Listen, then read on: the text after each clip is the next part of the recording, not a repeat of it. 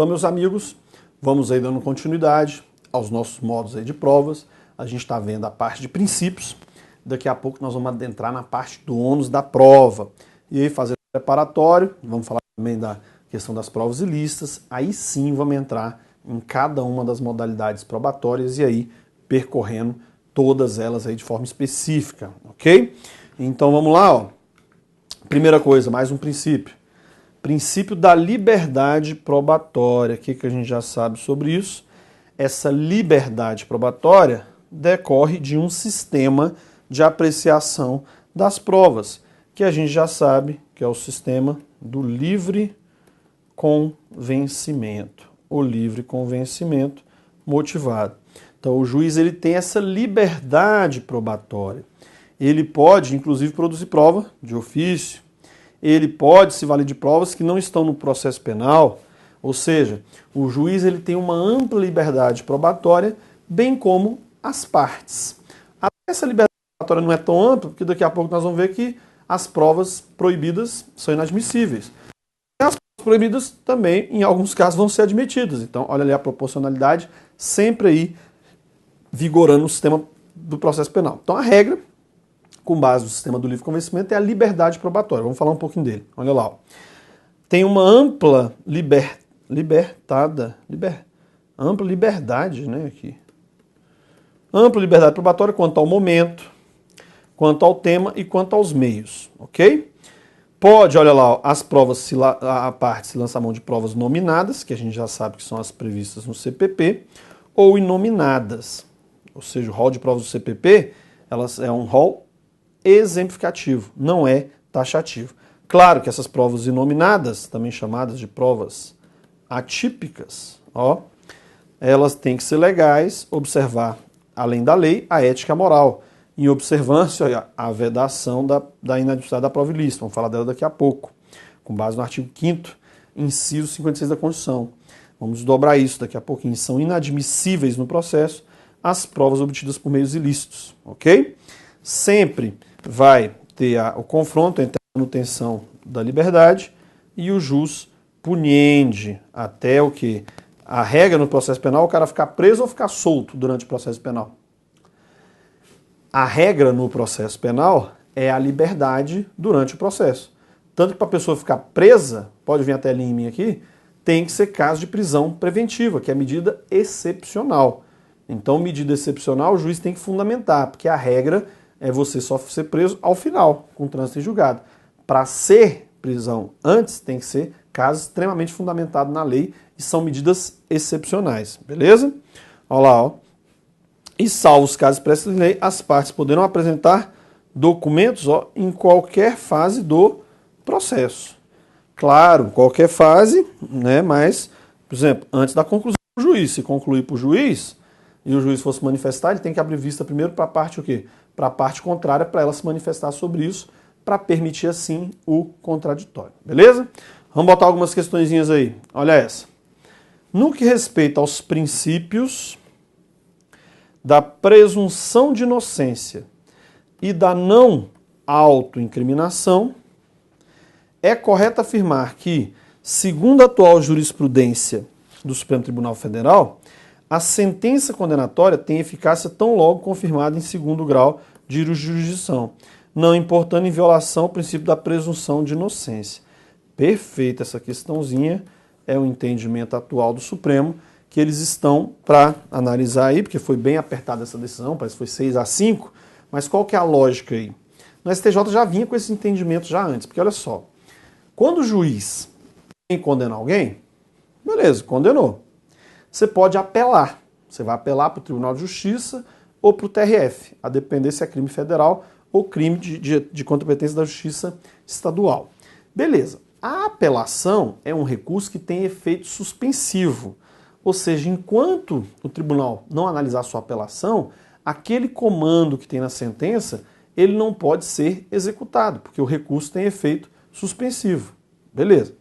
Agora, quando chegar lá no tribunal, se você quiser entrar com recurso especial para o STJ ou recurso extraordinário para o Supremo, esses recursos, eles têm finalidades específicas, ou seja, têm pressupostos de admissibilidade específicos, e eles não têm efeito suspensivo. Então qual é a lógica? Beleza, Tribunal de Segunda Instância, TJRF, manteve a condenação. Ou deu provimento a um recurso do Ministério Público condenando. Você esgotou os recursos internos lá dentro do próprio tribunal e vai entrar com RES-PRE. O recurso especial, recurso ordinário, eles não têm efeito suspensivo. Logo, o comando de condenação na sentença passa a ser aplicado. E o cara é preso não por prisão preventiva, mas por conta do comando que está na sentença, da condenação propriamente dita. Então, atualmente, o Supremo está falando o quê? Não, é isso mesmo, pode. Condenou em segunda instância, guarda o sujeito. Não precisa mais decretar, quer dizer, se tiver decretado preventivo, ele não está mais preso por conta da prisão preventiva. É por conta da execução dessa pena, ainda que provisória, porque eventualmente pode mudar isso no TJ, no STJ ou no TRF, beleza? Então vamos lá, olha mais um julgado aí, ó. A presunção de inocência não impede que, mesmo antes do trânsito em julgado, o acórdão condenatório, o acórdão lá no tribunal, no TJ ou no TRF, condenado produz efeitos contra o acusado. A execução da pena, na pendência de recurso de natureza extraordinária, não compromete o núcleo essencial do pressuposto da não culpabilidade, na medida em que o acusado foi tratado como inocente no curso de todo o processo ordinário, processo ordinário criminal, observados os direitos e as garantias inerentes, bem como respeitadas as regras probatórias e o modelo acusatório atual. Não é incompatível com a garantia constitucional autorizar, a partir daí, ainda que cabíveis ou pendentes de julgamentos, recursos extraordinários, principalmente esses aí que não têm efeito suspensivo, né? Não é incompatível com esse recurso a produção de efeitos próprios da responsabilização criminal reconhecida pelas instâncias ordinárias. Então, olha aí o julgado de 2016, e é o que de lá para cá está predominando, ou seja, a partir de agora, não precisa mais esperar o STJ, esperar o Supremo, né, se manifestar, acabando ali as modalidades recursais, porque já com a condenação mantida em segunda instância, pode guardar o sujeito, beleza? Olha lá, mais uma. O princípio constitucional da não culpabilidade não é óbice ao lançamento do nome do réu no rol dos culpados antes do trânsito em julgado da sentença condenatória. Opa, o princípio da não culpabilidade é sim um óbice ao lançamento do nome do réu no rol dos culpados antes do trânsito em julgado. Para lançar no rol, como é que é? Lançar o nome do réu no rol dos culpados, porque se tem um trânsito em julgado, ele vier a cometer mais um crime, ele é considerado reincidente. Então, no outro processo, vai ter um efeito maior. Aí sim, então, para lançar o nome do réu no rol dos culpados, não pode isso durante o processo. Tem que aguardar sim o trânsito em julgado. Só após o trânsito em julgado é que pode ser ele condenado, por exemplo, considerado reincidente. Sem o trânsito em julgado, não pode colocar ele no nome do rol dos culpados, vamos dizer assim, que é ser considerado para fins de reincidência. Beleza? Olha mais uma aí. A exigência do recolhimento do réu à prisão para apelar não ofende os princípios da não culpabilidade e da proporcionalidade. Falso. Por quê? Hoje em dia funciona assim, ó. O juiz vem na audiência de julgamento, analisou todas as provas ali, veio proferir uma sentença. Beleza. O réu pode apelar dessa sentença. Vai apelar para o TJ ou para o TRF. Tem duas situações aqui durante o processo. Ele pode estar solto, veio solto durante o processo, não tinha prisão preventiva, e o juiz na sentença ele tem que falar: vou prender ou não esse sujeito? Por quê? O juiz pode deixar ele solto ou pode prender. Caso de prisão preventiva. Beleza. Se botar a prisão dele, prisão preventiva, ele pode apelar ainda que ele esteja foragido. Ainda que ele esteja sumido no mundo, ele vai ter essa apelação analisada. Então, não pode exigir recolhimento do réu à prisão para ele apelar. Isso ofende, sim, os princípios da não culpabilidade e da proporcionalidade. Então, você vê aí que esses princípios permeiam tanto a atividade probatória em si, como também todo o processo penal. Beleza? Um tema também que é bastante cobrado, põe na tela, questão do ônus da prova. Olha lá, ônus da prova, faca na caveira. O que é o ônus da prova? É a repartição das cargas processuais. No processo penal, nós vamos ter aqui uma acusação, um juiz e o réu, são as partes. Então, o ônus probatório é justamente a divisão da prova entre as partes. Olha lá o NUT falando, NUT. É o encargo conferido a uma das partes referente à produção probatória relativa ao fato por ela alegado. Beleza. Olha o que o CPP fala sobre isso. Olha o artigo 156. A prova da alegação incumbe a quem a fizer, sendo, porém, facultado ao juiz de ofício determinar a produção. Então, vamos lá. Vamos começar a repartir esse ônus da prova. O processo penal, ele sempre começa com uma acusação, que é a ação penal. A ação penal, o que o promotor ou o querelante fazem aqui na ação penal?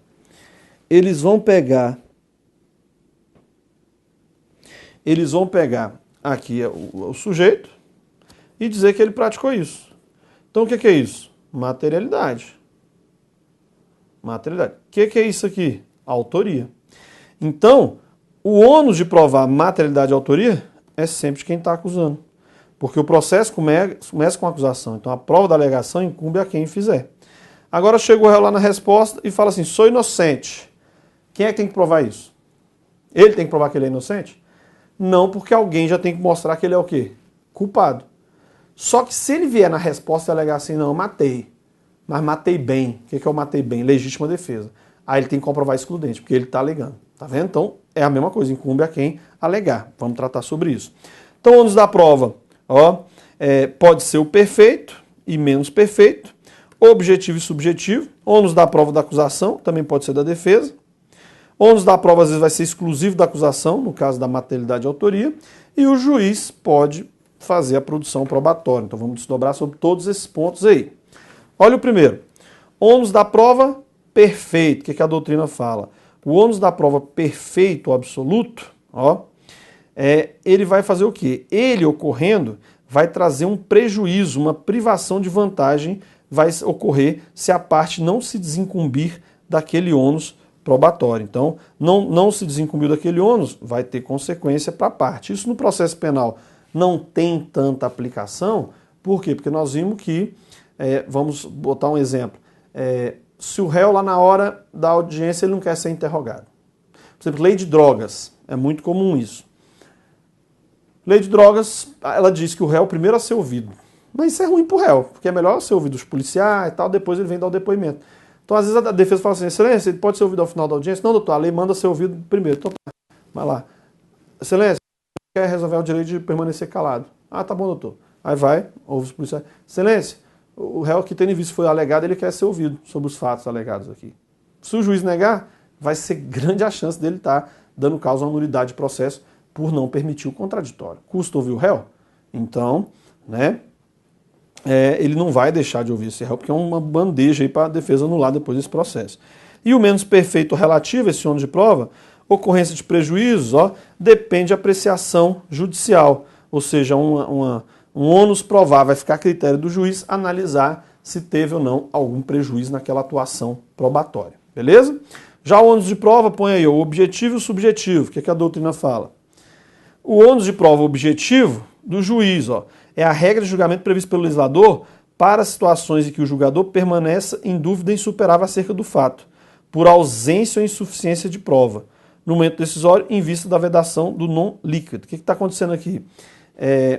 O juiz, se lá, na hora de sentenciar, ele tiver em dúvida, na hora de condenar ou absolver, indúbio pro réu, ele vai proferir uma absolvição. Ele até, inclusive, pode até passar nessa dúvida, determinar a produção de prova de ofício. Mas ele, se estiver na dúvida, vai esse ônus. Então, o juiz tem esse dever. Chegou lá no final do processo, está em dúvida, ele pode produzir prova. Se ainda assim está em dúvida, vai ter que absolver. Indúbio pro réu. E subjetivo, ônus da prova subjetivo já é relacionado às partes, né? Vão ter que buscar as fontes das provas, testemunhal, pericial, pedir perícia, nomear assistente técnico. Para quê? Para confirmar suas ponderações, suas afirmações durante o processo. Introduzindo pelos meios de prova admitido. Prova pericial, prova documental, tranquilo? A própria declaração da vítima e assim vai. Então, assim, essa nomenclatura aí não é tão, vamos dizer assim, relevante a ponto de ter uma recorrência grande em prova. A parte mais agora para frente ela vai ter uma ocorrência maior. Então vamos lá. Ônus da prova, da acusação e da defesa. Vamos lá aqui. Quem é que tem que provar que o fato típico ocorreu?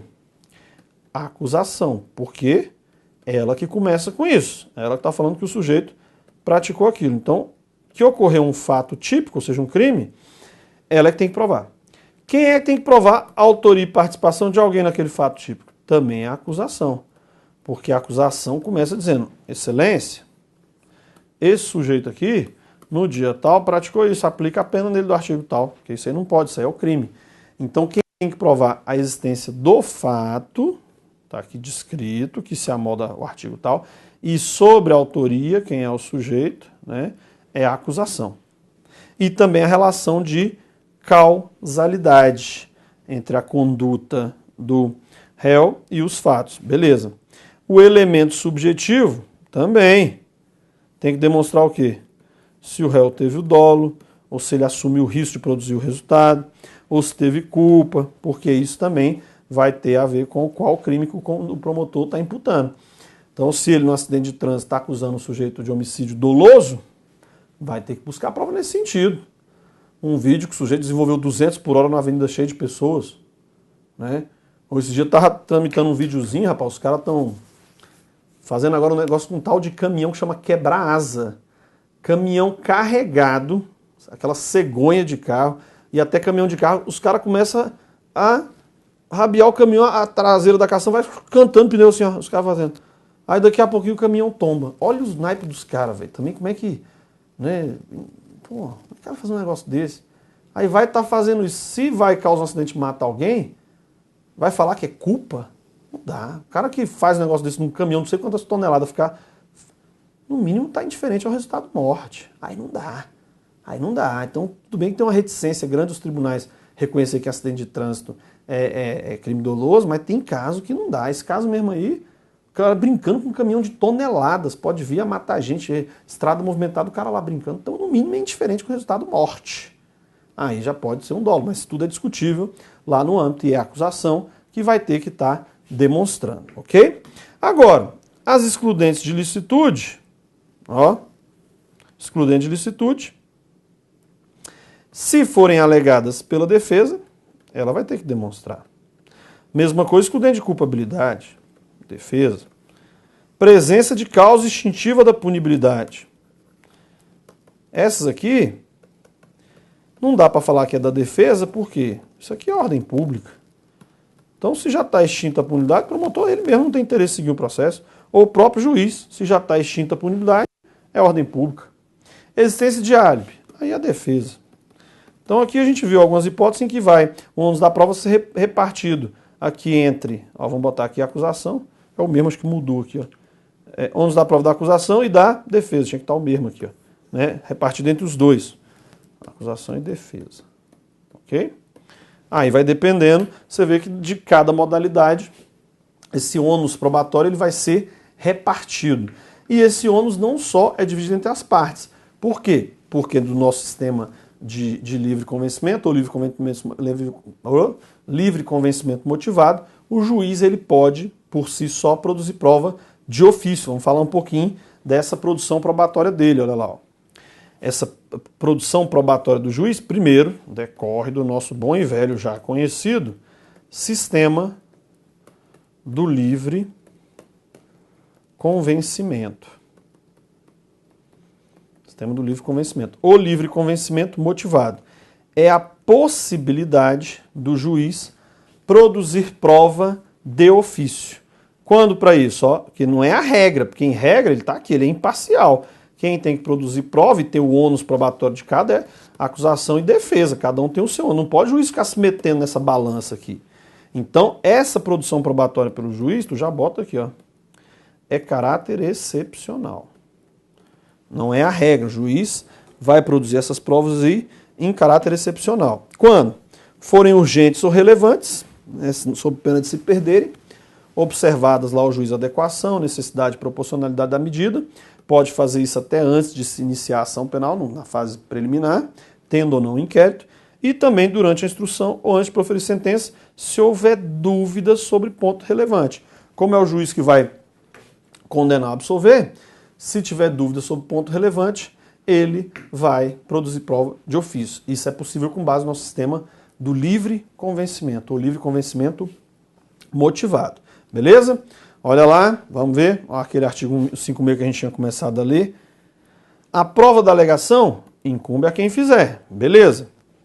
Sendo, porém, facultado ao juiz de ofício ordenar, mesmo antes de iniciada a ação penal, a produção antecipada de provas consideradas urgentes e relevantes, observar a necessidade, adequação e proporcionalidade da medida, determinar no curso da instrução ou antes de proferir sentença, realização de diligência para dirimir dúvidas sobre ponto relevante. Então está sacramentada a possibilidade do juiz produzir,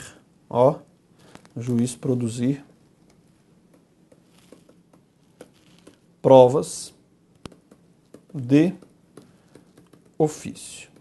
Beleza? Para o STF e STJ, os poderes históricos do juiz são constitucionais. Ok? Belezinha até agora? Tamo tranquilo?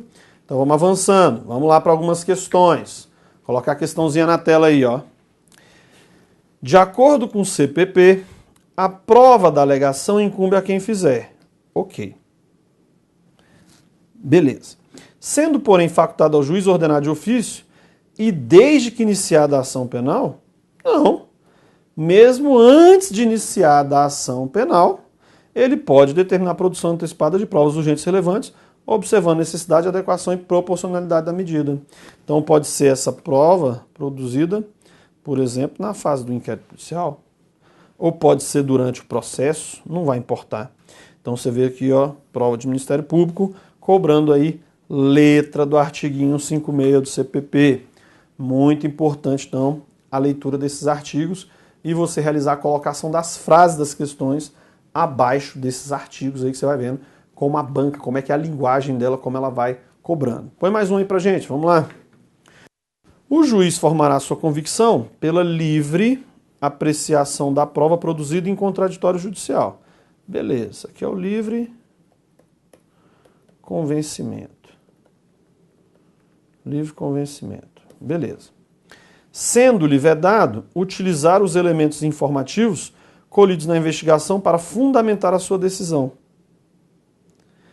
Mesmo tratando de provas cautelares? Não, nós já vimos que os elementos informativos na investigação não pode, a regra, mas nós sabemos que ele tem as provas cautelares, temos as provas não repetíveis, que aí com relação a elas o juiz vai poder usar. Por quê? Porque vai ter o contraditório lá na fase judicial. Como é que chama? Contraditório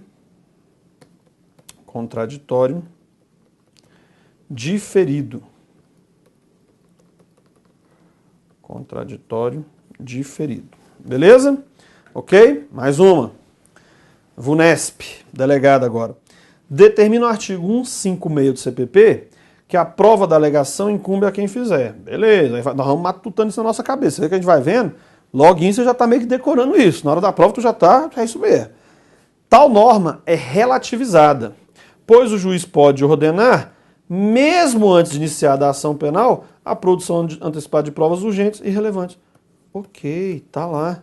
Então você está vendo que as bancas aí falam a mesma linguagem, por isso que é importante você pegar o seu Código Penal, salva no Word e vai nele lá fazendo essas inserções, porque vai chegar uma hora que você vai, opa, lê isso uma véspera de uma prova. Alegria, não tem como errar isso aí.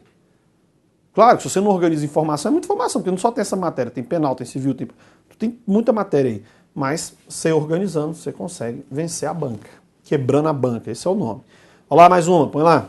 O ônus da prova na ação penal condenatória recai sobre a acusação. O ônus da prova na ação penal condenatória recai sobre a acusação, ele tem que falar mais coisa, né? O ônus da prova de quê? O ônus da prova na ação penal condenatória, se ele estiver falando que o ônus da prova na ação penal condenatória, por que é a ação penal condenatória? Ele está falando que esse sujeito aqui praticou isso. E por isso pede a aplicação de uma pena. Então, a acusação tem que provar o que está na ação penal acusatória, que é o quê? Materialidade e autoria. Agora, se falar assim, o ônus da prova na ação penal recai sobre a acusação sempre? Não, não é tudo da acusação, é o que ela alegar aqui, ok? Então tem que ver a interpretação disso. Ele está falando que é o ônus de provar o que está na acusação, aí sim o ônus da prova é a acusação, porque ali é o que tem o quê? Materialidade e autoria. Agora, se falar que é da acusação o ônus de prova durante o processo, aí não. Se o réu alegar, por exemplo, um excludente, ele é que tem que provar. Alegou um álibi, ele é que tem que demonstrar isso. Beleza? Vamos ver mais um aí. A prova da alegação incumbirá a quem a fizer, sendo, porém, facultado ao juiz, de ofício, determinar no curso da instrução ou antes de proferir sentença, a realização de diligência para admitir dúvidas sobre ponto relevante. Ok, isso aqui é a base, com base na qual o juiz pode produzir prova de ofício. Beleza? Olha lá, agora a questão lá da defesa. Provar excludente de licitude ou de culpabilidade. Vamos destacar sobre isso. Então, lá no STJ. O tipo penal inscrito no 68A, constituindo crime omissivo próprio, omissivo puro, consuma-se apenas com a transgressão da norma incriminadora, independente de resultado naturalístico e do dolo específico, fim especial de agir, vontade consciente de ter a coisa para si. Se é certo que o pagamento integral dos débitos, oriundos da falta de recolhimento dos tributos, extingue a punibilidade do crime tipificado no 68A, por força do artigo 9º da lei tal, de eficácia nos termos de comprovação da defesa. Não menos certo que tal comprovação da defesa. Aí, ó. De igual modo, tudo isso para botar, já até botei a amarela aqui, ó. Cabe à defesa provar sua tese de excludente de licitude ou de culpabilidade. Então, o STJ alegando aqui, né, se a defesa se manifestar nesse sentido, ela reconhece, não, ela praticou o ato, mas foi estrito cumprimento do dever legal, exercício regular de direito, legítima defesa, estado de necessidade, e também não é só excludente de licitude, também de culpabilidade, a inimputabilidade, pela embriaguez fortuita, por exemplo, e por aí vai.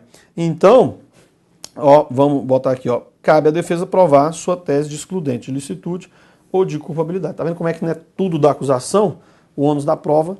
A defesa também vai ter o seu ônus probatório. Tranquilo até agora? Beleza?